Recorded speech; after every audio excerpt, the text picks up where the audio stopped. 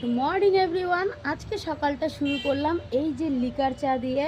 আর আজকে সকালটা আমার বেশ ভালো লেগেছে, তার কারণ আজকে লিকার চা খাচ্ছি আর দুধ ছিল না ঘরে, সেই কারণেই লিকার চা খাচ্ছি। আর সকালের ওয়েদারটা দেখো কি দারুণ, দাঁড়াও তোমাদেরকে আমি দেখাচ্ছি আজকে সকালের ওয়েদারটা। তার আগে একটু চাটা খেয়ে মুডটা ঠিক করে নিই, তাই তো।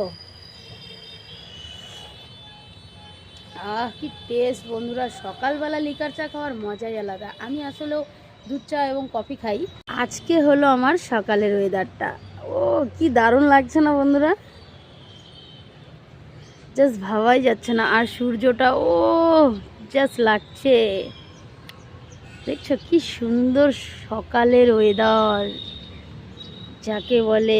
আমার এখান থেকে সকালের ওয়েদারটা অসাধারণ লাগে, সূর্যটা খুব সুন্দর উঠেছে। যাই হোক, আজকে একটু ঠান্ডার থেকে মুক্তি পাওয়া গেল। আর আমার ফুল গাছগুলোকে দেখো কত সুন্দর লাগছে, তাই না?